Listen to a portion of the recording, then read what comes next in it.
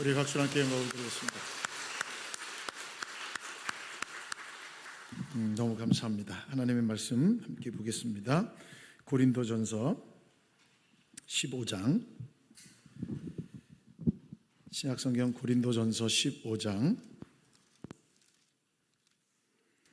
1절부터 4절 말씀입니다.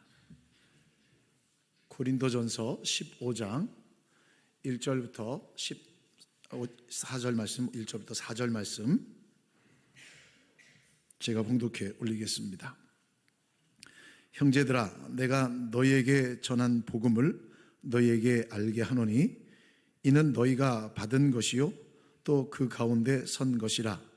너희가 만일 내가 전한 그 말을 굳게 지키고 헛되이 믿지 아니하였으면 그로 말미암아 구원을 받으리라.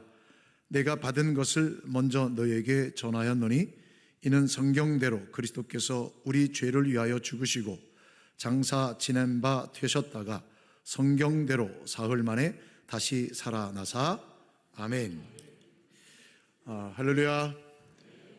오늘 또 말씀 부흥의 둘째 날 되었습니다. 또 하나님께서 오늘도 크신 은혜와 축복으로 함께 주시리라 믿습니다. 오늘 봉독해 드린 말씀을 가지고 다시 알려야 할 복음이라는 제목으로 또 말씀 전해 주실 때 크신 은혜의 시간 될 수 있기를 바랍니다. 우리 총장님 나오실 때 우리 박수로 함께 환영하겠습니다. 함께 우리 기도하겠습니다. 거룩하신 하나님, 이 아침에도 주의 전으로 불러주시고 주의 말씀을 듣게 하시니 감사합니다. 말씀과 찬양과 기도 가운데 임하신 하나님을 만나게 하여 주옵소서. 많은 성도님들이 귀한 예물 주님 앞에 올려드립니다. 푸른 초장에서 먹는 정도를 넘어 눕는 단계까지 인도하시는 풍성하신 하나님, 우리의 온갖 구하는 것이나 생각하는 것에 더 넘치도록 하시는 하나님께서 우리 성도들에게 영적인 필요와 육신적인 필요 채워 주옵소서. 오늘도 말씀해 주시옵기를 예수님의 이름으로 기도합니다. 아멘. 교회 안에서 젊은 남녀 청년이 형제자매가 이성교제를 하게 되었습니다. 근데 서로 맞지 않아서 얼마 지나다가 헤어지게 되었어요. 시간이 좀 지난 다음에 자매가 결혼한다는 소식을 듣고 형제가 축전을 쳤습니다. 지금은 카톡으로 하지만 옛날에는 전보를 쳤잖아요. 우체국 가서 전보를 쳤어요. 정말 축하한다고. 우리가 건전하게 이성교제했으니까 걱정하지 말고 가서 행복하게 살라는 뜻에서 짧은 몇 마디의 문장을 쓰고 성경 말씀을 하나 넣고 싶었어요. 요한에 있어 4장 18절. 문장을 다 못 넣죠. 그래서 요일 4장 18절로 보냈어요. 그 내용은 이것이었습니다. 사랑엔 두려움이 없나니 온전한 사랑이 두려움을 내쫓느니라. 좋은 뜻이죠. 근데 우체국 직원의 실수로 요일 4장 18절에서 일자가 빠지고 가게 됐어요. 그 내용은 뭐였냐면 너에게 남편이 5이 있었으나 지금 있는 자도 내 남편이 아니니 내 말이 참되도다. 이 큰 사고를 치게 된 거죠. 자매가 받아볼 때는 요한복음 4장 18절이었습니다. 글자 하나의 탈락이 중요하지 않을 때가 많지만 어떨 때는 매우 중요합니다. 오늘 우리가 함께 볼 복음에 대한 말씀도 글자 하나조차 중요한 내용이 되겠습니다. 자, 이제 우리 슬라이드를 보시면서 함께 말씀을 보겠습니다. 오늘 말씀의 제목, 다시 알려야 할 복음입니다. 왜 다시 알려야 되는가를 오늘 살펴볼 겁니다. 이 제목은 1절에서 나왔습니다. 형제들아, 내가 너희에게 전한 복음을 너희에게 알게 하노니. 고린도 교회에 이미 복음을 전했지만 이 편지를 쓰면서 다시 알릴 필요가 있었던 것이죠. 왜냐하면 복음은 너무나 중요한 것이기 때문입니다. 그렇다면 복음의 뜻은 무엇일까요? 한국어로 복된 소식입니다. 복복자의 소식음자, 복된 소식. 영어로는 gospel이죠. good news라고도 하지만 한 단어로 gospel. 성경에 영어성에 많이 나오죠.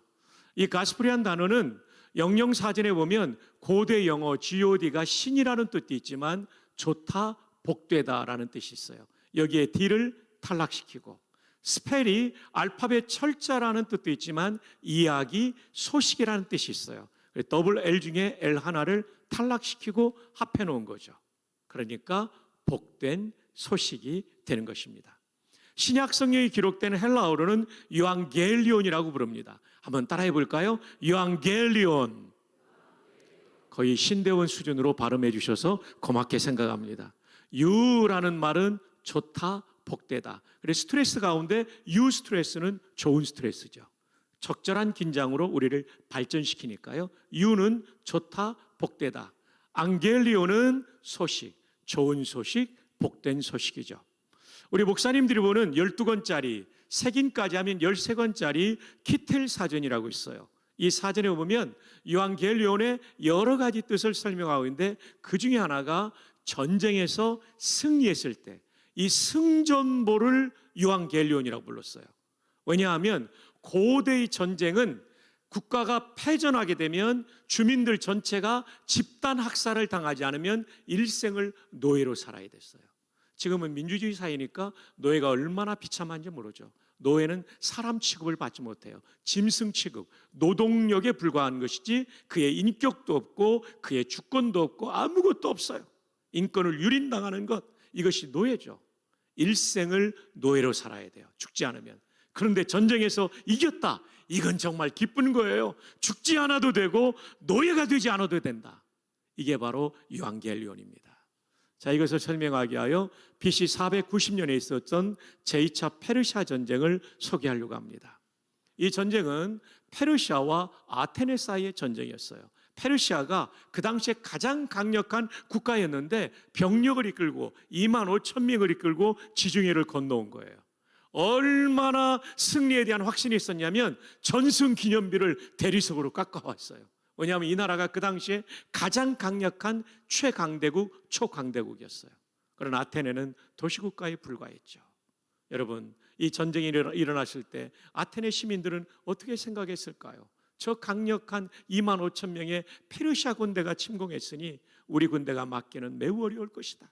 우리는 죽지 않으면 노예가 될 것이라고 하는 아주 비감한 마음을 가지고 이 전쟁의 추이를 기다리고 있었죠. 이 전쟁은 잘 아시는 마라톤 평야에서 이루어졌죠. 여기에서 올림픽의 마라톤 경기가 유리하게 된 것입니다. 그런데 감사하게도 아테네군에는 지휘관이 뛰어난 분이었습니다. 밀티아데스라는 장군은 뛰어난 지장이자 그는 용장이었습니다. 우리에게 약점이 분명히 있지만 병력도 적고 전투력도 약하지만 분명히 상대방에게도 약점이 있을 것이다라는 전제하에 적 정보를 파악해 보니 페르시아 군대는 전면은 매우 강하지만 측면이 비교적 약하다는 걸 알게 되죠. 전투가 개시되자 모든 전투력을 측면에 집중함으로써 이 전투에서 드라마틱한 승리를 거두게 되죠. 페르시아군의 전사가 6,400명, 아테네군의 전사가 192명이었습니다. 정말 대승을 거두게 된 거죠. 장병들이 너무 기뻐하면서도 지금 죽음과 같은 시간을 보내고 있는 아테네 시민들에게 이 승전보를 유앙겔리온을 알려줘야 했던 것입니다. 그래서 한 명의 병사가 차출되었습니다. 파이데 피디스. 그는 42km를 논스톱으로 달려가요. 그리고 이 소식을 전하고 죽었다라는 이야기가 들려오지 않습니까? 그는 아테네 다운타운에 도착하자마자 이렇게 외칩니다. 유앙겔리온, 유앙겔리온, 아데나이 에니케산. 앞에 하나를 더 붙인다면 카이레테, 유앙겔리온, 유앙겔리온, 아데나이 에니케산. 우리말로 옮기면 기뻐하라, 복음이다, 복음이다, 아테네가 이겼다. 아테네 시민들은 여러분처럼 조용하지는 않았을 겁니다. 죽지 않아도 되고 노예가 되지 않아도 되니까 막 환호했을 거예요. 열광했을 거예요. 여러분에게 아테네 시민들의 심정을 이해할 수 있는 기회를 드리려고 합니다. 준비됐나요? 와, 너무 잘해요. 어젯밤보다 더 잘해요. 자, 이제 합니다. 제가 헬라어로 맨 끝에 단어까지 외치고 나면 에니케산 하면 환호하는 거예요. 열광하는 거예요. 카이레테 유앙겔리온, 유앙겔리온, 아데나이 에니케산. 고맙습니다. 여러분들은 정말 좋은 성도님들이십니다. 이렇게 강사를 도와주시다니요. 이게 복음이라는 단어의 뜻이에요. 다른 의미도 있어요. 그러나 이 뜻으로 오늘 좀 설명하고 싶어요. 정말 기쁜 거죠. 안 죽어도 되고 노예가 안 돼도 되니까. 이것을 성령 하나님께서 예수님의 사역을 설명하는 단어로 성경, 신약 성경 기록자들에게 뽑아서 쓰게 하셨어요. 픽업하게 하셨어요. 왜냐하면 예수님의 십자가 부활을 통해서 우리는 영원히 죽지 않는 존재가 되었고, 그리고 마귀의 노예에서 성령 안에 있는 자유인이 된 것입니다. 그래서 전쟁에서 승리한 이 기쁨을 알리는 죽지 않아도 되고 노예가 되지 않는 뭐죠? 헬라어로 유앙겔리온. 한번 해봅시다. 유앙겔리온. 여러분, 우리 기억을 잘할 수 있도록 옆에 분에게 하이파이브 하면서 한번 헬라어로 고백합시다. 유앙겔리온. 와, 저는 이 자리에서 신학교 올 사람이 몇 분 보입니다. 예, 너무 감사합니다. 자, 첫 번째 복음의 뜻을 살펴보았는데, 죽지 않아도 되고 마귀 노예 되지 않아도 되는 그 일을 복음이라고 하는 거죠. 그럼 두 번째, 복음의 기능은 무엇입니까? 1번, 신앙의 기초입니다. 1절 함께 읽어주세요. 시작.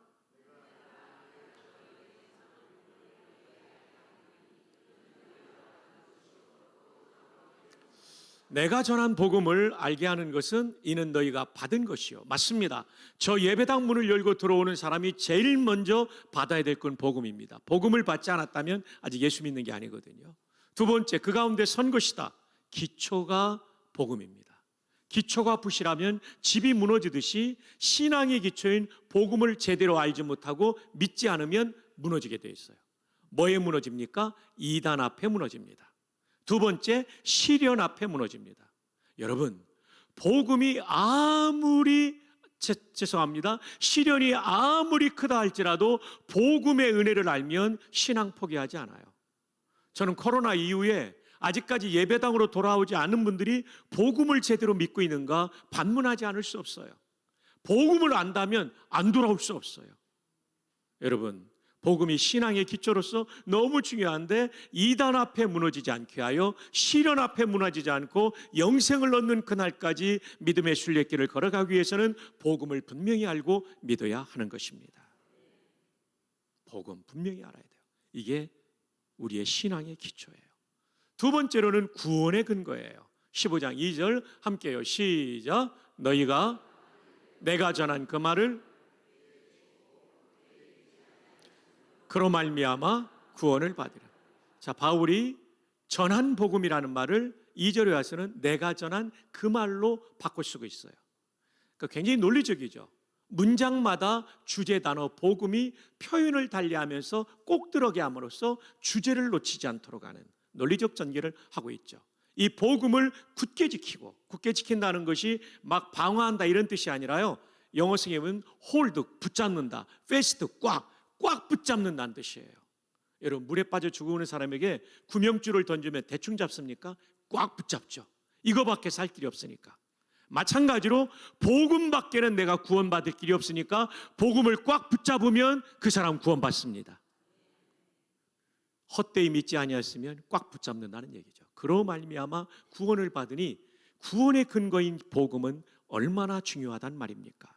세 번째, 행복의 출발입니다. 요한삼서 1장 2절 함께요. 사랑하는 자여, 내 영혼이 잘된 같이 내가 범사에 잘되고 강건하기를 내가 간구하노라. 여러분, 복음을 받아들이면요, 인생의 가치가 달라져요. 삶의 의미와 보람을 깨닫고 하나님의 영광을 위해 쓰임받게 되는 복이 있어요. 여러분, 100년 전에 저 평안부터 선천은 기독교인이 너무나 많았던 지역입니다. 주일날이면 모든 시장 문을 다 닫았어요. 철시를 했어요. 이 외곽에 곽부라는 마을에 무당한 사람이 살고 있었어요. 백시성을 가진 남자무당, 박수무당이라고 그러죠. 남자무당을 집 앞에 앉아 있는데 지나가는 예수 믿는 사람들이 전도하는 거예요. 어이 백무당, 자식들 망하게 하는 집 그만두고 예수 믿고 천당 가시오. 무당한테 전도하니까 무당이 얼마나 기분이 나빴겠어요. 야, 이놈들아, 천당이든 백당이든 니들이 나가라고 쫓아버렸는데 밤에 잠을 자는데 이 소리가 계속 들려오는 거예요. 백무당, 자식들 망하게 하니 그만두고 예수 믿고 천당 가시오. 잠을 못 자가지고 주일날 교회를 가요. 선천읍교회 담임 목사님은 맥퀸 선교사님이었어요. 우리말로 윤산원이라는 이름을 가졌던 분. 그분을 통하여 온 가족이 예수님을 믿게 됩니다. 근데 이 집에 아들이 하나 있었는데요, 아주 청명했어요. 성경을 가르치면 다 이해하고 소요리 문답을 가르치면, 참고로 소요리는 중화요리와 다르다고 말합니다. 중화요리는 재료 요자를 쓰고 소요리 할 때는 중요할 요자를 씁니다. 중요한 교리를 문답 형태로 가르치는데 무려 107문항이에요. 이걸 다 외우는 거예요. 선교사님이 감동을 받았죠. 어느 날 신방을 가면서 이 아이에게 장작을 패놓으라고 했는데 몇 시간 하고 그만둘 줄 알았는데 그날따라 신방이 늦게 마친 거예요. 들어오는데 장작 패는 소리가 들려요. 사택적으로 오는데 감동을 받고 이 아이를 유학을 보냅니다. 그래서 이 아이가 1927년도에 미국의 예일대학교, 그 명문대학에서 박사학위를 받아요. 놀라야 될 때 안 놀라면 제가 놀라게 됩니다. 예일대학은 지금도 박사 받기 어렵습니다. 1927년도에. 그리고 귀국하여 연희 전문의 교수로 지내죠. 6.25 전쟁 때는 이분이 문교부 장관, 지금의 교육부 장관이 돼요. 이승만 대통령에게 한경직 목사님과 군목제도를 설득해서 군목제도를 만든 분이에요. 군선교연합회 초대 이사장이 됩니다. 1957년도에 그전에는 따로 있었던 연희대학교와 세브란스 의대가 합쳐져서 연세대학교가 될 때 초대 총장이 됩니다. 여러분, 복음을 받아들이면 무당의 아들도 이렇게 쓰임받는 거예요. 그분이 누굽니까? 백무당의 아들이 바로 연세대학교 중앙도서관 앞에 앉아 계시는 용재 백낙준 박사입니다. 복음을 받아들이면 시간은 걸릴지라도 어쩌면 우리의 다음 세대라도 하나님의 영광을 위해서 쓰임받는 행복이 출발될 줄 믿습니다. 자, 복음의 기능, 신앙의 기초, 구원의 근거, 행복의 출발. 그럼 이제 복음의 내용을 살펴보겠습니다. 먼저는 십자가입니다. 함께 볼까요? 3절 다 함께요. 시작.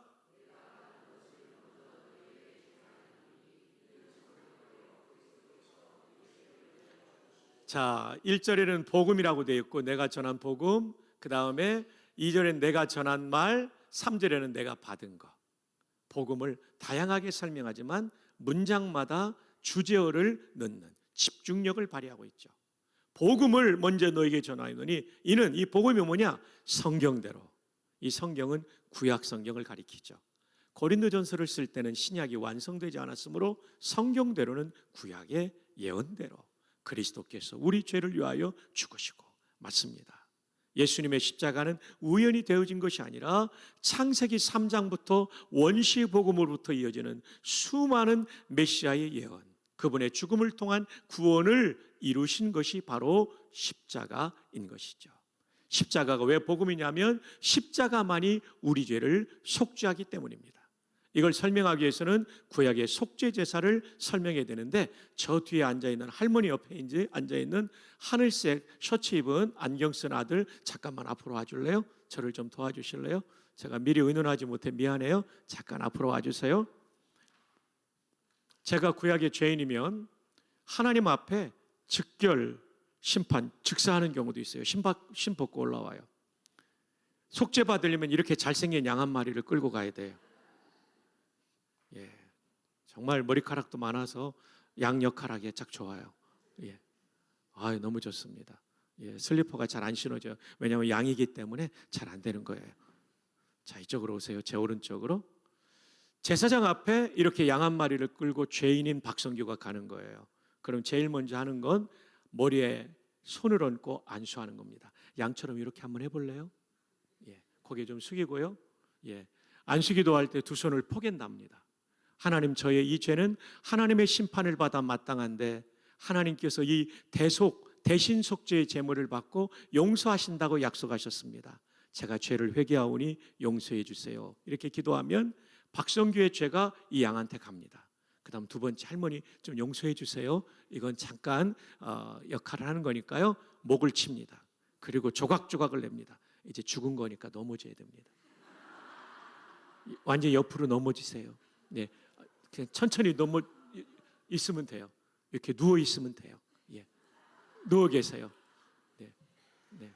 완전히 머리 대세요. 오래 있어야 되니까 누워 계시는 게 편해요. 네, 편하게 누우세요. 예, 움직이면 안 돼요. 죽은 거예요. 박성규의 제가 여기서 처벌당한 거죠. 여기가 2번이고 3번은요, 양을 번제단 위에 올려놓고 맹렬한 불로 태워버립니다. 얼마 지나지 않아서 양이 다 타서 없어졌어요. 이때 제사장은 선언합니다. 당신의 모든 죄는 움직이면 안 돼요. 속죄 제물의 죽음으로 처벌받음으로 용서받았습니다. 근데 여기에 문제가 있어요. 저는 사람이고 제물은 동물이에요. 값이 똑같지가 않습니다. 사람이 죄를 지었으면 누가 제물이 돼야 돼요? 사람이. 근데 모든 사람이 죄를 범하였기 때문에 대신 죽어줄 놈도 없고 연도 없는 거예요. 그래서 하나님이 자기 아들을 인간의 몸을 입혀 이 땅에 보내셨죠. 세례요한이 예수님을 보자마자 뭐라고 그래요? 보라, 세상 죄를 지고 가는 누구의 어린 양이요? 하나님의 어린 양. 사람의 어린 양은 짐승이라면 하나님의 어린 양은 사람이었어요. 맞습니다. 예수 그리스도는 100% 신성을 가지신 하나님이시며 100% 인성을 가진 사람. 그래서 우리의 죄값을 치를 수가 있는 분이었죠. 죄가 없는 깨끗한 사람이었기 때문에, 모든 사람이 죄를 범하였기 때문에 그 누구도 대속제물이 될 수 없지만 죄 없는 인간이신 예수님만이 유일한 대속제물이 될 수가 있었던 거죠. 그래서 예수님은 십자가에 돌아가시면서 외치십니다. 테텔레스타이, 헬라말로 완료 수동태, 다 이루어졌다.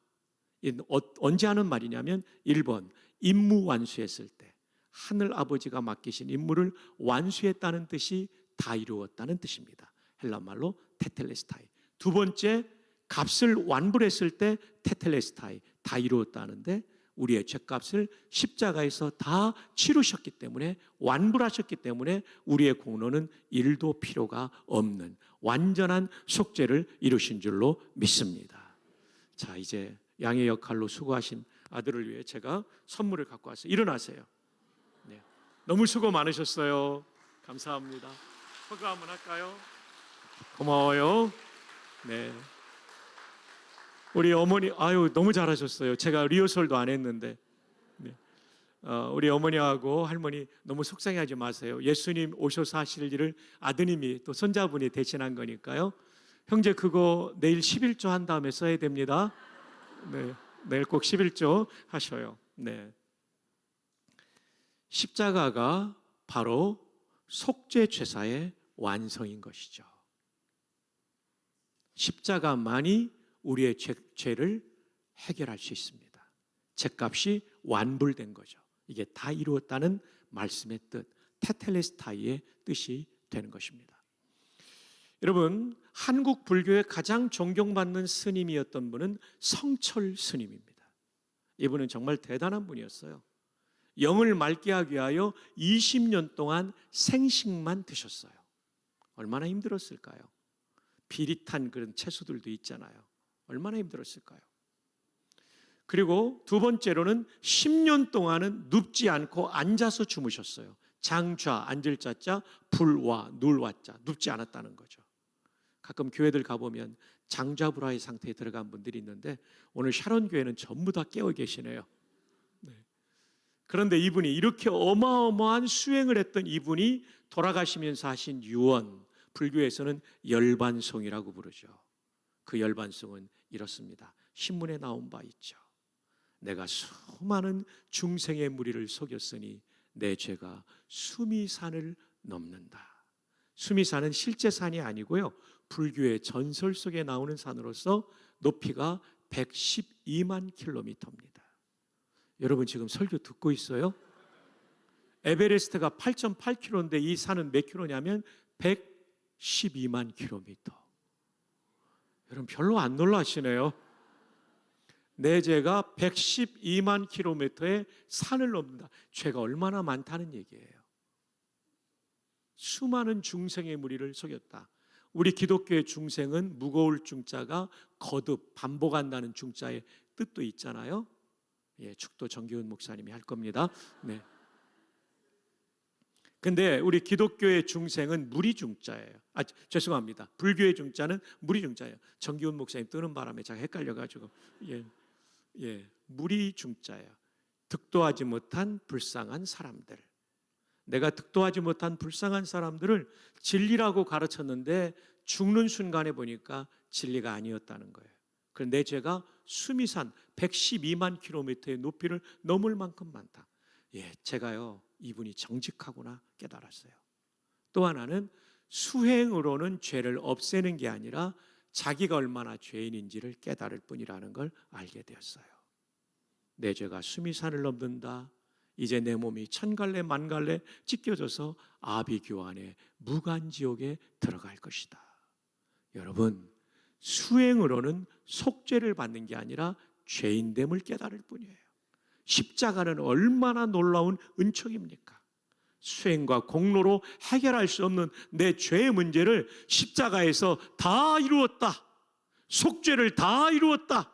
죄값을 완불했다. 테텔레스타이 외친 거죠. 놀라운 거죠. 성철 스님의 손자가 우리 대학교 이재훈 목사님 후배 신학과 3학년입니다. 이종민 하구가 나옵니다. 너무 감사해요. 그 이종민 하구의 할아버지가 성철 스님의 양자였어요. 성철 스님은 출가하기 전에 딸이 있었는데 아들은 없었거든요. 양자로 입적했어요. 그러니까 이 종민 형제의 할아버지가 얼마나 불심이 깊은지 알겠죠? 근데 그 집안의 손자에서 우리 신학생이 나왔어요. 여러분, 우리 중고등부 목사님들이 얼마나 중요한지 얘기 드릴게요. 종민 형제가 예수님 믿게 된 게 고등학교 때 입시를 위해서 학원을 갔는데 공부 제일 잘하는 애들이 교회 다니는 애들이래요. 예수 믿는 애들. 그리고 고등부 목사님 가끔 와서 애들과 함께 소그룹 예배를 드리는데 친구가 공부 잘하는 애들이 가자고 하니까 따라간 거예요. 거기까지 가니까 교회까지 또 오게 된 거예요. 여름 수련회 갔다가 예수님 믿게 된 거예요. 그래서 신앙생활 하니까 이제 군대 가서 성경을 더 알고 싶다고 그래가지고 다니던 철도 관련된 대학을 다니다가 총신에 편입한 거예요. 편입해서 보니까 목사 될 마음을 가지게 된 거예요. 하나님 부르신 거죠. 아들이 그러니까 불심이 깊은 엄마가 우리 교단 진주 칠함교회를 출석하는 거예요. 성경을 얼마나 많이 쓰는지 몰라요. 옆에 있던 그 정민영제 아빠는 아직 교회 나갈 마음도 없고 그런데 성경을 읽기 시작했대요. 참 복음의 역사가 놀랍죠. 성철 스님 증손자가 총신대학교 신학과 3학년 이재훈 목사님 한 30년 후배쯤 될 겁니다. 이제 신대원 아마 내후년에 올 것 같아요. 이 형제 제가 잘 키우려고 합니다. 맞습니다. 십자가 외에는 인간의 공로는 안 돼요. 말틴 루터, 이제 우리나라 사람 얘기했으면 유럽 사람 얘기해죠. 말틴 루터가 신학 박사였습니다. 이분이 대단한 분이죠. 라틴어 성경을 독일어로 번역한 분입니다. 대단한 실력자죠, 이분이. 근데 로마 카톨릭, 중세 카톨릭의 가르침대로 수행을 통해서 십자가도 믿어야 되지만 십자가를 믿어야 되지만 인간 업적, 공로, 수행이 있어야 된다고 그래서 수행을 어마어마하게 했어요. 속죄의 은총을 경험하지 못하죠. 로마 성지순례를 갑니다. 거기서 실망하죠. 지도부들을 보면서, 추기경들의 범죄를 보면서. 그래서 로마 시내 라테란 성당이 있어요. 작년에 제가 갔다 왔는데 그 계단을 빌라도의 계단이라고 부르는데 중앙 계단을 빌라도 관저에서 떼온 겁니다. 거기를 맨 무릎으로 올라가면 속죄받는다고 그래서 그 아프게 대리석 계단을 무릎으로 기어 올라갔는데 다 올라가고 났는데 은혜를 경험하지 못한 거예요. 이게 아니구나 깨달아요. 독일로 돌아와가지고 성경 연구를 합니다. 그가 연구했던 탑은 검정색 돌로 만든 탑이었는가 봐요. 블랙타워라고 부릅니다. 책에 보면. 거기서 연구하다가 갈라디아서에 사람이 의롭게 되는 것은 율법의 행위로 말미암지 않고 오직 그리스도의 은혜로 되느니라. 의인은 로마서 의인은 오직 믿음으로 말미암아 살리라. 그렇구나. 그리스도의 십자가와 그걸 믿는 믿음으로 구원받는구나. 그때부터요. 쫙 그동안의 고민이 풀리고 내가 믿어왔던 로마 카톨릭의 교리가 틀렸구나. 그래서 1517년 10월 31일 날 종교개혁의 깃발을 높이 들었던 것입니다. 그래서 말틴 루터의 신학이 십자가의 신학입니다. 사랑하는 여러분, 오직 십자가로 우리의 죄 문제가 해결됨을 믿으시기 바랍니다. 옆에 있는 분에게 하이파이브 합시다. 십자가를 믿음으로 죄사함 받습니다. 근데 이것만 강조하면 구원파이단하고 비슷해요. 말틴 루터가 한 이 문장을 잊지 말아야 됩니다. 구원받은 성도는 의인인 동시에 죄인이다. 시물은 동시라는 라틴어예요. 유스투스 의인, 에트는 그리고 뺏가 떠오르는 죄인이에요. 우리 모두는 신분은 의인이지만 상태는 죄인입니다. 제 안에도 죄성이 있습니다. 제가 올해로 전도사부터 41년 사역을 했는데도 죄성이 있어요. 한 분야 40년이 넘어도 인간의 죄성은 어쩔 수 없어요. 그래서 예레미야 13장 23절에 표범이 그 반점을 없앨 수 있느냐? 없앨 수 없죠. 표범의 반점. 그죠? 예. 그 지운다고 지워지는 거 아니잖아요. 구스인이 그 피부를 희게 할 수 있느냐? 에티오피아 사람이에요, 구스인이. 아프리카 검은 얼굴의 사람이 그 피부를 희게 할 수 있습니까? 없다는 거죠. 뭐 마이클 잭슨 하여튼 피부 이렇게 해가지고 허옇게 됐지만 그 사람 얼마나 힘들게 살았습니까? 햇빛 받으면 그 색깔이 다시 돌아오니까. 아무리 여기는 희게 했어도 여기는 검었을 거 아닙니까? 구스인이 그 피부를 희게 할 수 있느냐? 할 수 있을진데 악에 익숙한 너희도 선을 행할 수 있으리라. 옛날보다 성화됐지만 여기 있는 박 목사도 죄성을 가진 죄인입니다. 십자가 은혜 아니면요, 목사 할아버지도 구원 못 받아요. 우리의 신분은 의인이지만 죄성이 있기 때문에 어떻게 살아야 됩니까? 성령님께 순종해야 돼요. 성령님께 순종하지 않으면 목사도 누구도 다 범죄할 수 있어요. 정말 중요한 얘기죠. 말틴 루터의 이 문장은 구원파를 격파시키는 문장이에요. 구원받았기 때문에 죄 짓지 않는다, 죄 지어도 죄가 아니다, 그건 잘못된 얘기예요. 죄에 대한 책임은 과거, 현재, 미래를 다 십자가에 새기랬지만 죄에 대한 오염은 여전히 남아있기 때문에 우리는 성령의 지배를 받고 그리고 하나님 말씀 따라 살아야 될 줄 믿습니다. 오늘 찬양 인도하신 전도사님 어디 계세요? 곡 선정 너무 잘했어요. 네. 그 말씀에 떠는 자, 그 사람이 돼야 되는 거죠. 네. 그러나 우리의 죄 문제 해결은 오직 십자가로 말미암기 때문에 십자가가 복음인 줄 믿습니다. 따라합시다. 십자가가 복음이다. 하이파이브 합시다. 십자가가 복음이다. 중요하니까 뒤에 분에게도 합시다. 십자가가 복음이다. 여러분, 죄라는 단어가 영어에 여러 개가 있는데 이 성경의 영향을 받았기 때문에 영영사전에 보면요, 죄를 이렇게 잘 설명해 놨어요. 1번, 크라임은 정부에서 처벌받는 거, 도둑질, 사기, 살인, 여기 다 들어가는 거예요. 1번이요. 두 번째로는 하나님의 법을 위반함. 우리나라 국어사전에는 이런 죄가 없어요. 근데 성경의 영향을 받은 영영사전에는 신이라는 죄가 하나님의 법을 위반함. 성경 어기는 게 죄고요. 그 중에 가장 큰 죄가 뭐냐면 인간 창조의 목적이 하나님을 예배하는 거거든요.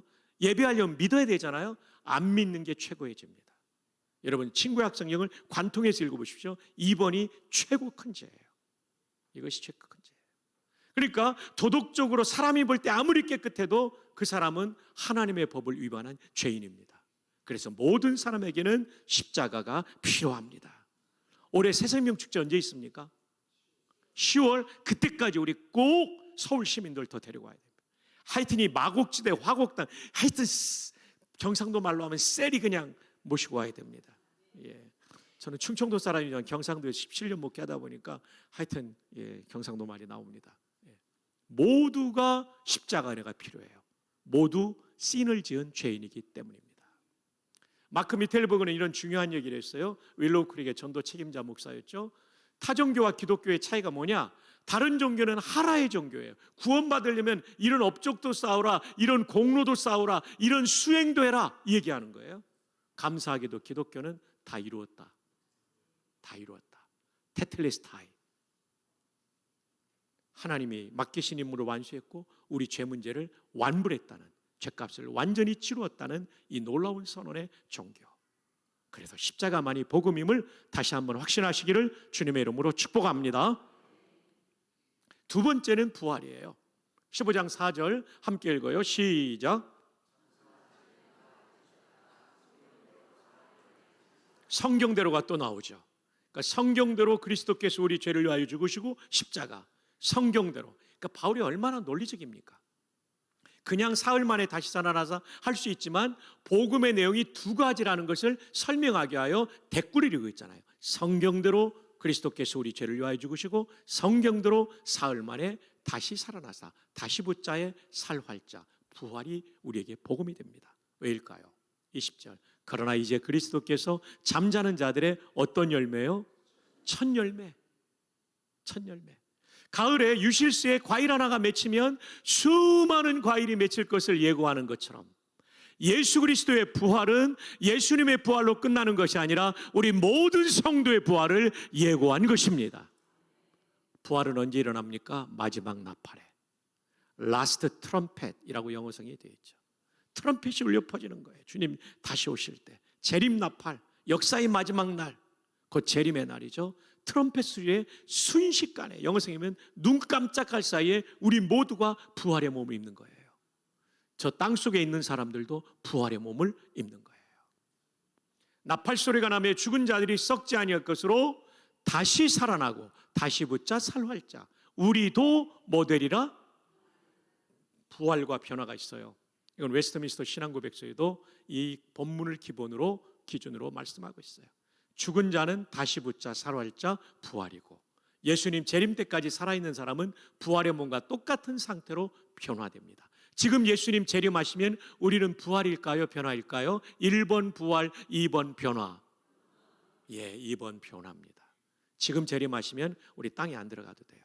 네, 변화입니다. 빨리 오시면 좋을 것 같아요. 네.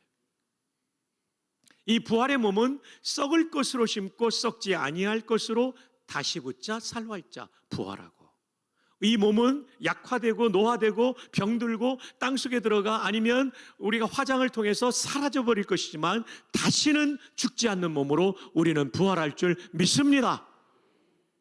그 다음에 약한 것으로 심고 강한 것으로 살아나며를 먼저 설명합니다. 지금 몸은요, 우리 흰머리 소녀들 20대 때 얼마나 예뻤어요. 그죠? 지금 나이 드니까 머리도 휘어지고 주름도 생겼지만 여러분 옛날에 얼마나 예뻤어요. 근데 그리고 지금 이 자리에는 몸도 아픈 분들이 많잖아요. 디스크 있는 분들, 또 간질환 있는 분들, 심장 문제 있는 분들, 고혈압 있는 분들, 이런 분들 계시잖아요. 그때는요, 병들지 않는 강한 몸으로. 여러분, 그때는요, 여러분이 정말 여러분인데 가장 아름다운 모습으로, 가장 멋진 모습으로 바뀌게 될 줄 믿습니다. 그러나 몸이 바뀌는 건 아니에요. 뭐 어떤 면에서 안 바뀌냐면 이재훈 목사님이 제 몸이 되고 제 몸이 이재훈 목사님 되면 이재훈 목사님 얼마나 억울하겠어요. 저보다 훨씬 잘생기고 멋진데 나는 난데 최고의 아름다움과 멋진 모습으로 옆에 사람에게 이렇게 격려합시다. 그날에는 눈부실 거예요. 시작. 할렐루야. 이게 부활이에요, 여러분. 좀 이따가 웨스트민스터 신앙고백도 보실 거예요. 그리고 또 하나 중요한 것은 41년 목회한 저도 욕된 죄성이 있다고 그랬잖아요. 그때는 이것이 다 없어지는 성화가 완성된 영화의 몸을 입게 될 것입니다. 그래서 부활까지가 복음이에요. 부활이 없다면 영혼만 천국 가고요. 육신은 그냥 흙 속에 있는 건데 살리시는 거예요.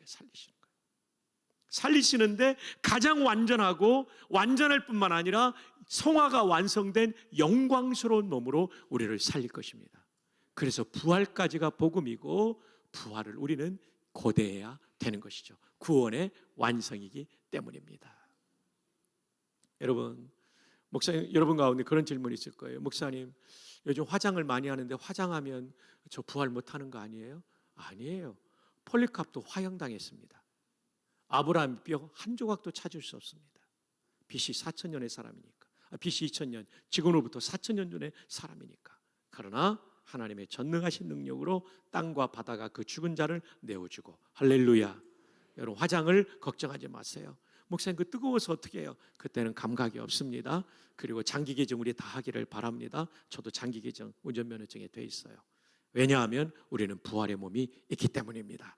할렐루야. 한 번 더 따라합시다. 그날에는 여러분 좀 감동하면서 따라하세요. 이거 보통 일이 아니에요. 이게 얼마나 고맙고 감사하고 감격해. 그날에는 영광의 몸을 입고 죽지 않는 몸을 입고 눈부신 몸을 입을 것입니다.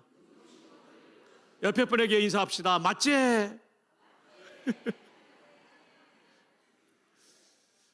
자, 웨스트민스터 신앙고백은 성경을 제일 잘 요약했고 칼빈의 기독교 강의를 요약한 겁니다. 이것은 우리 교단의 표준 문서, 신학과 신앙의 기준점입니다. 총 33장으로 돼 있죠. 33장 중에 마지막 부분 32장이 사람의 죽은 후 상태와 죽은 자에 관하여입니다. 자, 여러분 한번 띄워드리는 대로 읽으세요. 시작.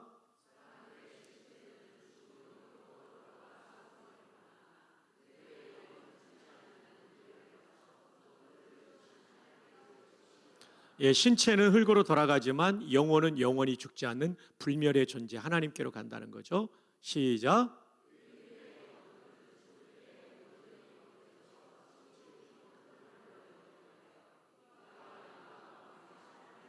여러분 이거 굉장한 메시지예요. 이 성경을 기반으로 했고 관련 구절이 다 있는데 의인들은 성도들을 말해요. 저와 여러분의 영혼이 죽자마자 천국 가는데 영혼이 먼저 온전히 거룩해지는 영화를 입습니다. 몸은 예수님 재림 때 마지막 때지만 영혼은 죽자마자. 그게 맞잖아요. 아니 우리 미움과 분노와 질투와 나쁜 생각 가지고 천국 가면 얼마나 힘들겠어요. 하나님과 함께 사는데 아브라함 이삭 다 만나는데 그렇죠? 영혼이 먼저 영화가 돼요. 자, 그 다음 시작. 구속은 구원의 다른 용어죠. 온전한 구원이 부활이에요. 부활이 곧 구원의 완성이에요. 자, 계속해서요.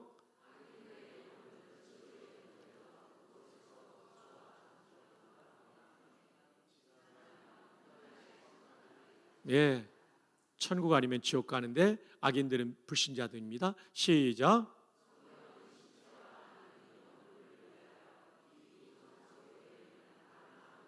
연호가 없습니다. 천국 아니면 지옥만 있고 십자가 은혜로 속죄받으면 죽자마자 천국 가는데 영혼이 거룩해져서 갑니다. 할렐루야. 자, 계속해요. 변화가 나오죠. 예, 지금 재림하시면 우리는 부활이 아니라 부활의 몸과 똑같은 상태의 변화를 입죠. 그 다음 일으킴 받는 게 부활인데요. 본래와 같은 시체는 이재훈 목사님 몸으로 부활하는 거예요. 절대 박순교 목사 몸으로 부활하는 억울한 일은 생기지 않을 것이라고 이 연사 강력하게 주장하는 바입니다. 저는 제 몸으로 부활하는데 기가 막힌 몸이 되는 거예요. 여러분 모두가 그런 거예요. 네, 본래와 같은 신체들로. 그 다음 계속해서요. 다른 품질이 뭡니까? 죽지 않고 노화되지 않는, 그리고 욕되지 않는 몸, 정말 최고의 품질을 가질지라도 결코 다른 사람의 몸을 가지는 게 아니에요. 내 몸을 가지는 거죠. 계속해서요. 부활한 몸이 천국에 있는 영혼과 결합되고 불신자는 지옥에 있는 영혼과 그 수치의 몸. 우리는 영광의 몸이고요. 불신자는 수치의 몸이에요. 결합돼요. 계속해서요.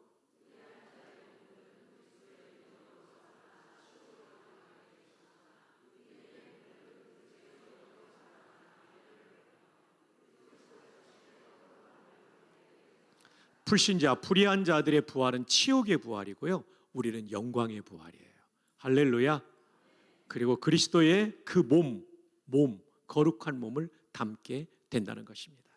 그래서 부활까지가 복음인 거죠. 저는 이어령 박사님에게 복음을 직접 전한 적이 있었습니다. 군목을 예편한 다음에 남가주 사랑의 교회 수석부 목사, 거기는 선임 부목사라고 하는데 갔습니다. 거기에 이어령 장관님의 따님, 외동 따님이 계셨어요. 이민화 집사님이라고 유명한 변호사였습니다.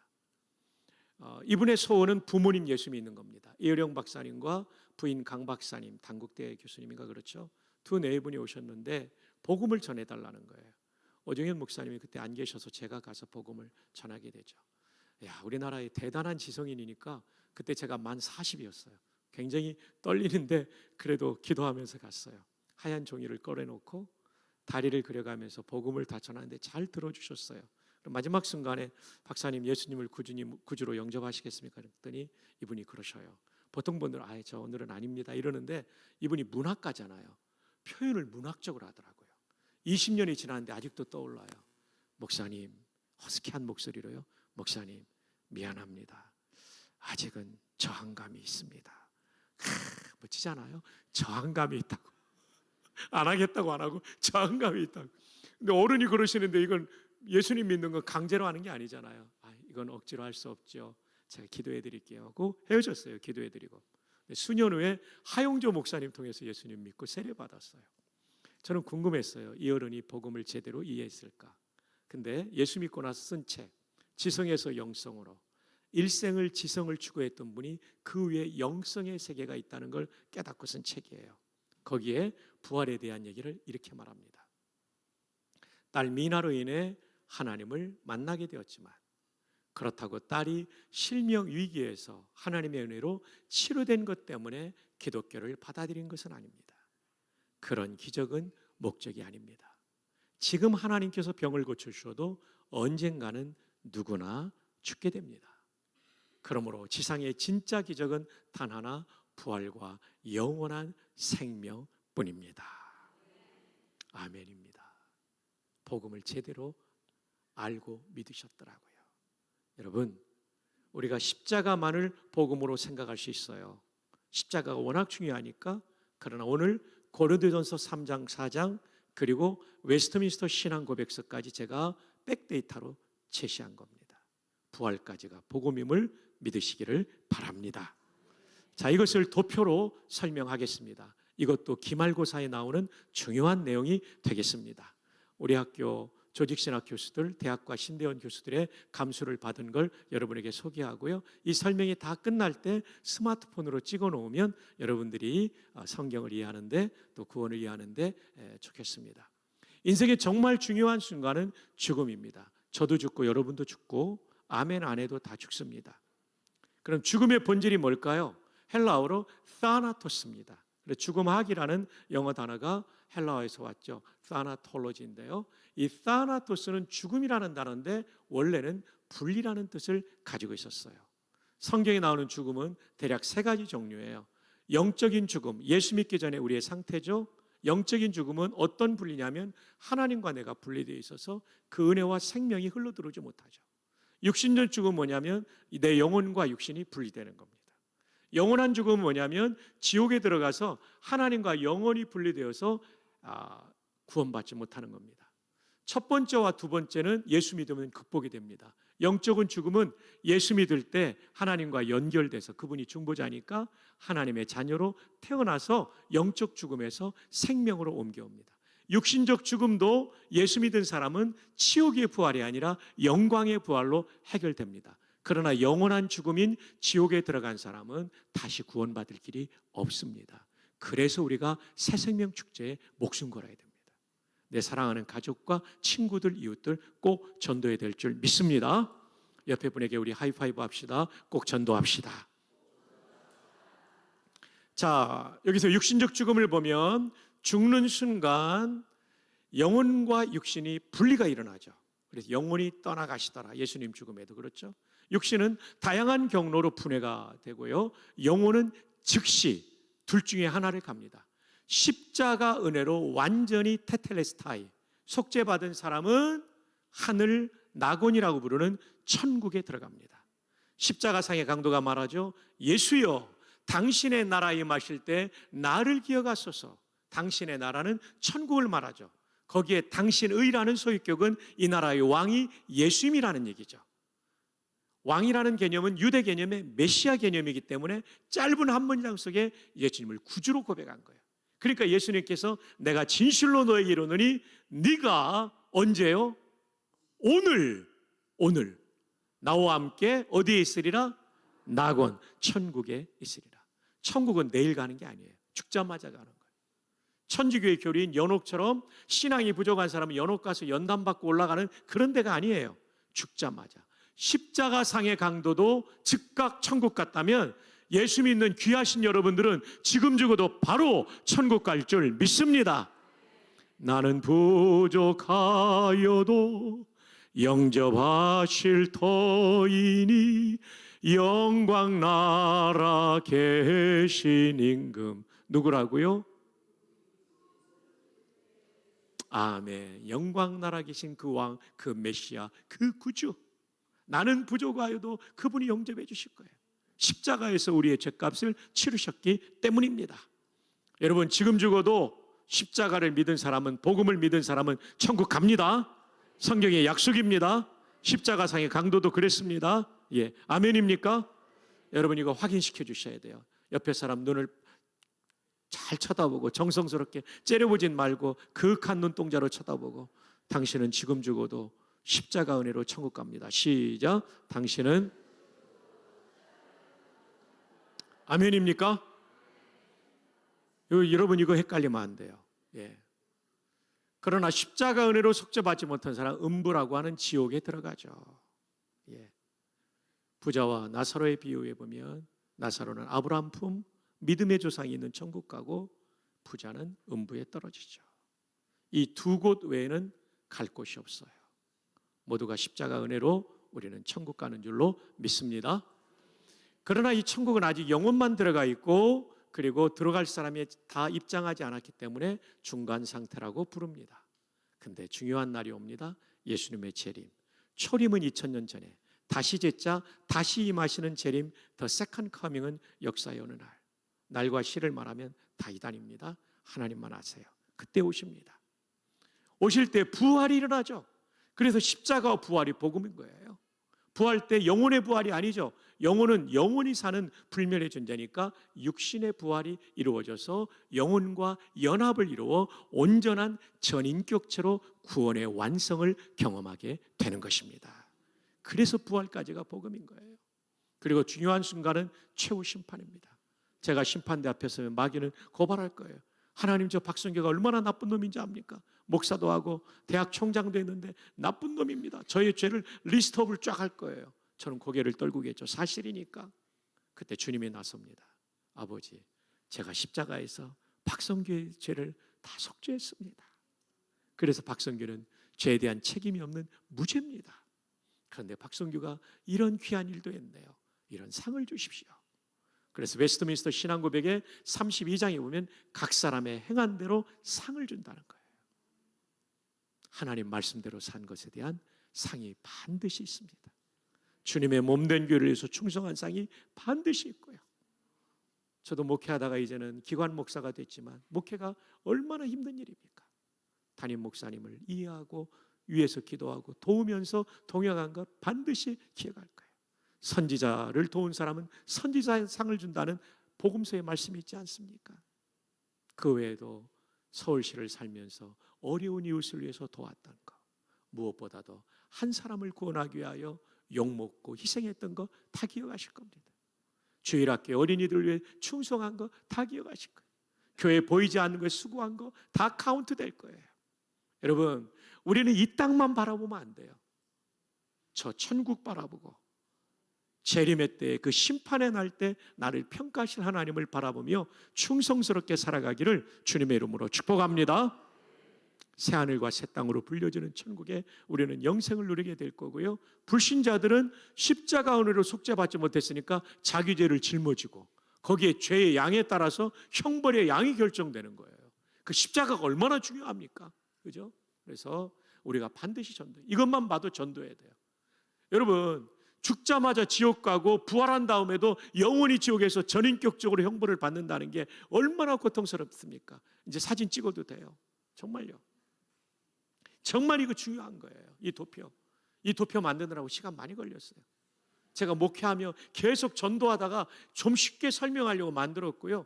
조직진학 교수님들의 보완을 받아서 완성한 겁니다. 와, 정말 우리 전도해야 돼요. 우리 전도합시다. 아멘입니까? 따라합시다. 전도하자. 불쌍한 사람 구하자.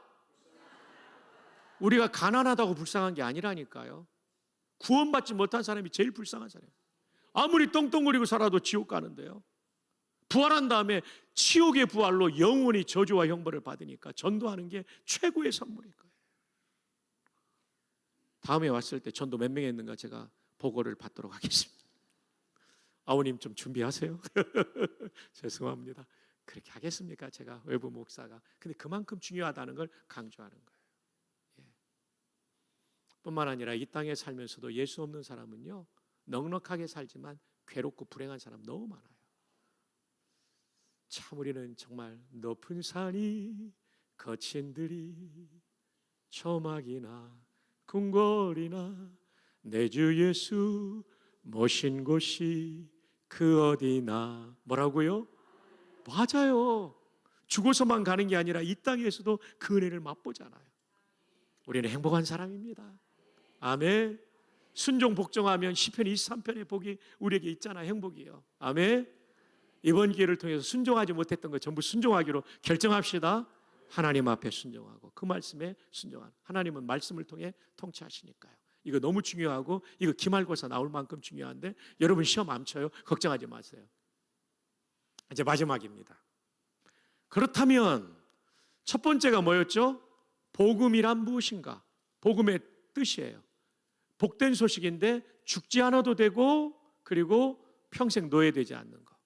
그러니까 우리가 복음을 받아들이면 영적 죽음에서 우리는 살아나게 되는 거고 육신적 죽음도 영광의 부활로 해결되고 영원한 죽음이 지옥 안 들어가니까 죽음에서 해결되는 거예요. 그게 복음이에요. 십자가가.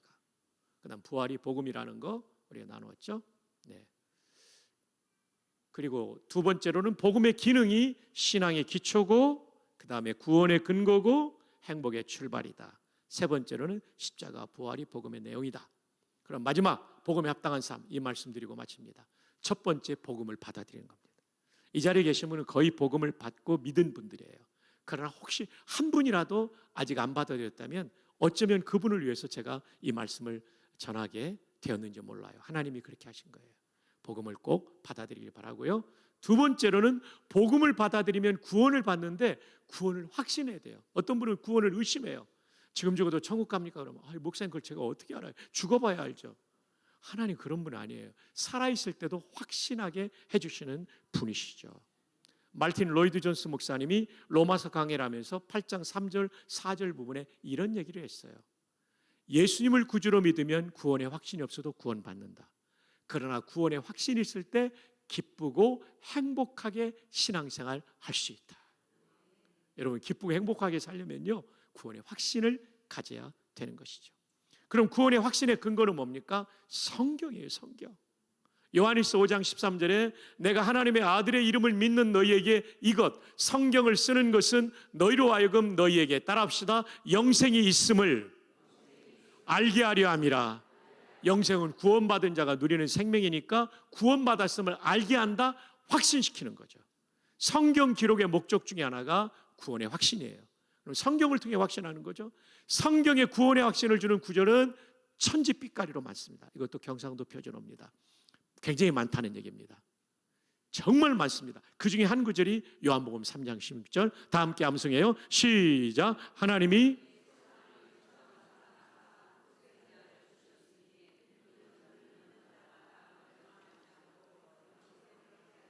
이는 그를 뭐하는 자마다 예수님을 구주로 믿으셨습니까? 복음을 믿으셨습니까? 지옥에서 멸망하지 않고 영생을 얻는 것입니다. 예수님 구주로 믿으셨다면 영생 얻은 것입니다. 이 땅에서 영생을 맛보다가 천국에서 완전히 누리게 되는 것입니다. 네, 그거는 확신해야 돼요. 이걸 설명하려면 구약의 유월절을 말씀드리겠습니다. 유월절은 이스라엘 백성들이 출애굽할 때 파라오가 재앙을 아무리 받아도 하나님의 재앙을 9개 해도 움직이지 않으니까 마지막 10번째로 애굽의 전체를 죽이는 상징으로 장남들을 치시고 짐승의 첫 태생을 죽이는 심판의 밤이 있었어요. 살 수 있는 길은 뭐였죠? 속죄양을 잡아, 유월절 양이죠. 속죄양을 잡아 그 집의 상징인 대문에 좌우 설주, 이 문틀의 왼쪽 기둥과 오른쪽 기둥에 이 피를 바르는 거예요. 그리고 인방은 위쪽에 이 막대기를 기둥에 바르는 거예요. 그러면 피가 안 바르진 이 문틀은 어디입니까? 문지방이죠. 밟고 다니는. 여기는 왜 피를 안 발랐을까요? 상징이면 대문 전체의 문틀에 다 발라야 되는데. 좋은 질문이죠. 김효보 박사님, 저희들의 스승이신 구약학 김효보 박사님이 그러세요. 문틀에서 양을 잡았기 때문에 문틀은 이미 피가 뿌려져 있다. 그래서 그 집을 상징하는 문틀 전체, 또 프레임 전체가 속죄양의 피로 물들어 있었죠. 죽음의 천사가 올 때 이미 심판이 치러졌기 때문에 패스오버, 지나가는데 오버했으니까 건너뛰어서 넘어가서 이 집은 살게 된 거죠. 이게 다 십자가를 보여주는 겁니다. 십자가에 달리신 예수님이 어느 절기에 죽으셨냐면 유월절 절기. 전날 잡히시기 전날 만찬을, 어떤 만찬이라고 하냐면 유월절 만찬. 여기서 성찬을 제정하지 않습니까? 어쨌든 유월절 양으로 죽임을 당하신 거고, 그것 때문에 심판이 건너뛰어서 우리가 살게 되죠. 그래서 베드로서는 그리스도의 핏부림을 받기 위하여 택함 받은 너희들이라고 성도를 말합니다. 여러분, 눈에 보이지 않지만 여러분과 저의 마음의 문에는 그리스도의 피가 뿌려져 있습니다. 적는 순간 우리는 천국으로 인도받을 거예요. 유월절의 은혜를 경험하게 될 줄로 믿습니다. 자, 그런데 구원의 확신을 설명하기 위해서는 유월절의 그 밤 이집트의 거리를 걸어가 봐야 돼요. 우리 함께 BC 1440년경, 지금으로부터 약 3400년경의 이집트 거리로 시간 여행을 떠나봅시다. 준비됐나요? 흰머리 소녀들이 제일 잘해요. 예. 자, 우리가 이집트 거리를 함께 걸어가고 있다고 생각하십시오. 첫 번째 집에 아빠와 아들의 대화가 들려옵니다. 아빠, 오늘 히브리 하나님이 모든 처음 난 것을 치신다고 하는데 저 장남이잖아요. 속죄양의 피를 문틀에 바르셨나요? 아니, 아빠 어떻게요? 나 죽는데. 야, 이놈아, 내가 이집트 국방장관인데 누가 내 아들을 죽여? 이 아들 살았을까요? 죽었을까요? 죽었죠. 두 번째 집으로 가봅시다. 아빠, 속죄양의 피를 발라야 되는데 바르셨나요? 발랐지. 아빠 고마워요. 저 살겠네요. 글쎄다, 내일 아침 돼봐야 알겠다. 이 아들 살았을까요? 죽었을까요? 살았는데 불안한 한밤을 보냈을 거예요. 두 번째 집의 아들. 마지막 세 번째 집을 가봅시다. 아빠, 속죄양의 피를 발라야 되는데 바르셨나요? 발랐지. 아빠 고마워요. 저 살겠죠. 아, 하나님은 정말 신실하신 분이야. 약속대로 너 반드시 산다. 편히 자라. 이 아들 살았을까요? 죽었을까요?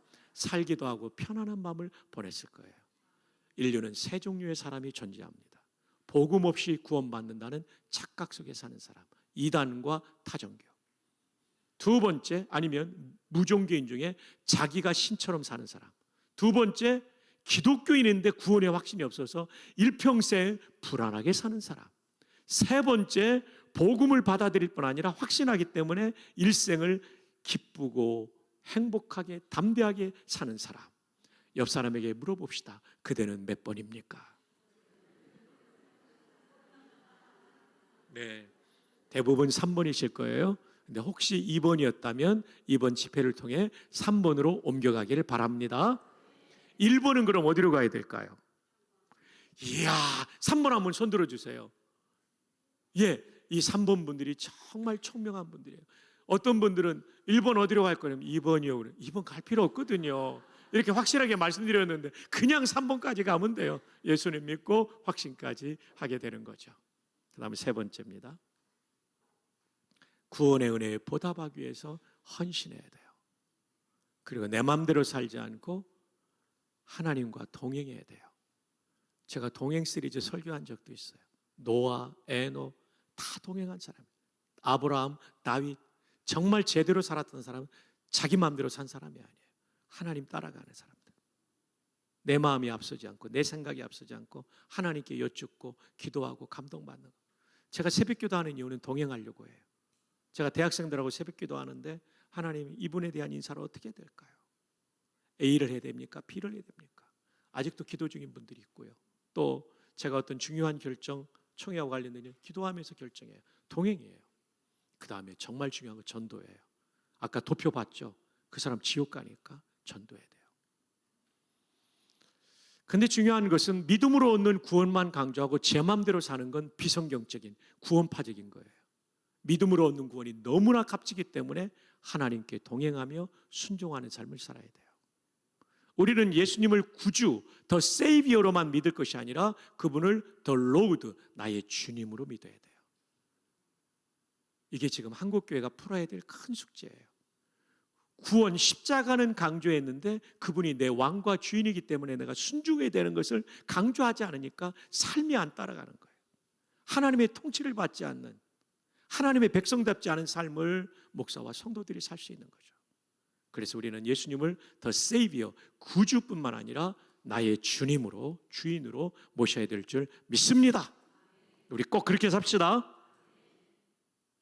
여러분, 제가 이 성가곡을 설교회하러 찾다 보니까 생명의 양식을, 이 가사 알잖아요. 이 가사가 우리말 가사가 이렇게 되어 있는데 원문이 라틴어더라고요. 라틴어는 유럽의 배운 사람들의 언어예요. 우리 한자처럼. 근데 제가 라틴어 짧은 실력인데 사전 펼쳐놓고 있다 보니까 세상에 이게요, 너무나 많이 의역이 됐더라고요. 두 줄 다 하면 힘드니까 아랫줄만 할게요. 생명의 양식을 라틴어로 파니스 안젤리쿠스, 파니스가 빵입니다. 안젤리쿠스는 천사들의 빵.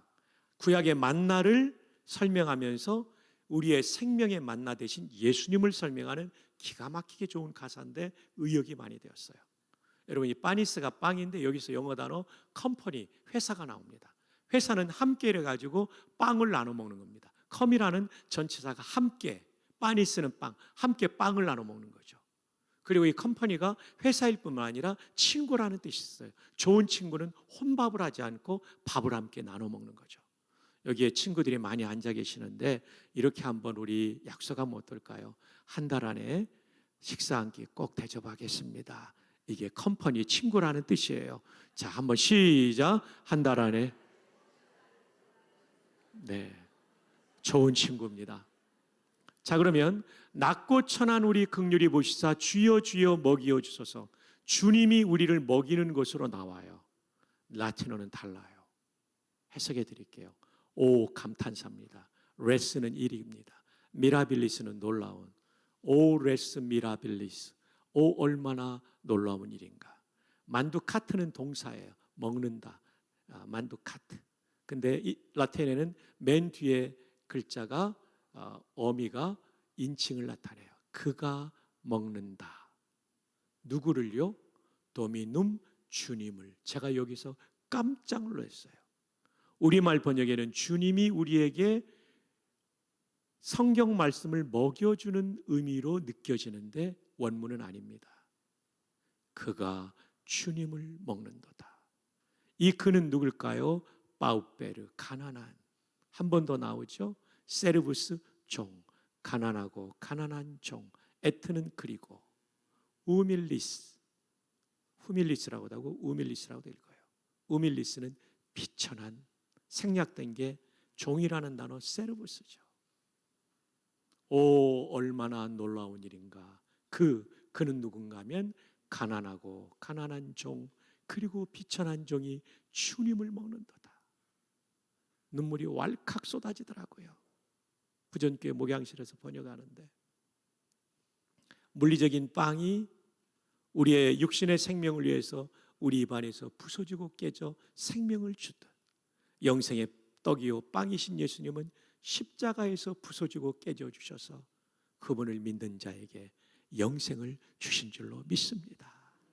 주님, 박성규가 가난하고 비천한 종입니다.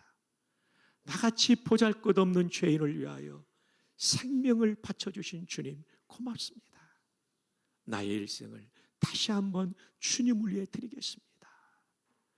오 레스미라 벨리스 만두카 도미누 파우페르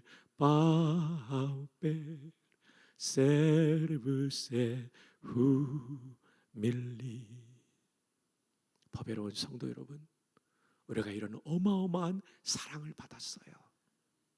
그게 복음이에요. 우리에게 복된 소식을 주기 위하여 예수님이 치르신 대가는 너무나 큰 거예요. 십자가에서 부서지시는 희생으로 우리가 구원받았기에 우리의 남은 일생 나 중심이 아니라 예수님 중심으로 예수님이 기뻐하시는 뜻을 따라 사는 우리 모두 되기를 주님의 이름으로 축복합니다. 결론입니다. 다시 알려야 할 복음. 너무나 중요하기 때문에 오늘 다시 알린 거예요. 복음은 세상에서 가장 복된 소식, 죽지 않아도 되고 노예되지 않아도 되는 소식. 그것은 십자가와 부활 외에는 없어요. 이만희 같은 이단 아니에요. 문선명 아니에요. 이건 주님의 희생을 모독하는 나쁜 놈들이에요. 십자가 부활밖에 없어요. 이제 우리는 어떻게 반응해야 됩니까? 이 복음 꼭 믿어서 구원받아야 돼요. 아직 안 믿는 분 있다 오늘. 그 다음에 믿은 사람은 확신해야 돼요. 더 이상 의심하지 마세요. 지금 죽어도 천국 데려가십니다. 그 다음에 내 마음대로 살지 말고 동행해야 돼요. 하나님, 제가 이 말하면 교회가 어떻게 될까요? 하나님, 제가 이 행동하면 교회가 어떻게 될까요? 하나님, 내가 이런 행동을 하면 어떻게 될까요? 내가 집에서 이렇게 살면 어떻게 될까요? 회사에서 이렇게 살면 어떻게 될까요? 일거수일투족을 여쭤보세요. 기가 막혀요. 그럼 우리가 바뀌어요. 그리고 여러분 주변에 안 믿는 사람은 여러분을 통해 구원받도록 하나님 맡겨놓은 사람들이에요. 남편이 안 믿는데 그냥 살면 안 되는 거죠. 아내가 안 믿는데, 자식이 안 믿는데, 부모님이 안 믿는데, 친구가 초등학교 친구인데 안 믿는데, 그러면 안 된다는 거죠. 아까 도표 봤잖아요. 그래서 올 한 해는, 아니 우리 일생 다하도록 더 많은 사람을 구원하는 은혜가 있기를 주님의 이름으로 축복합니다. 기도하겠습니다. 귀하신 여러분, 조용히 기도하는 이 시간, 이미 예수님을 구주로 믿은 사람은 괜찮아요. 복음을 받아들인 사람은 괜찮아요. 그러나 혹시 한 분이라도 아직 십자가 부활의 복음을 받아들이지 않고 예수님을 구주로 영접한 기억이 없다면 오늘 여러분은 꼭 예수님을 영접해야 됩니다. 제가 기도해 드릴게요. 목사님, 저를 위해 기도해 주세요. 그런 소원 있는 분 한번 손을 번쩍 들었다가 내려주시기 바랍니다. 감사합니다. 예, 내리셔요. 괜찮아요. 저는 1987년 군목으로 인관하에서 특공연대 가서 공수교육을 받다가 우리 부대원 5명이 순직했어요. 청평병원에서 장례식을 인도하며 27의 젊은 목사가 얼마나 울었는지 몰라요. 젊다고 내일이 있는 게 아닙니다.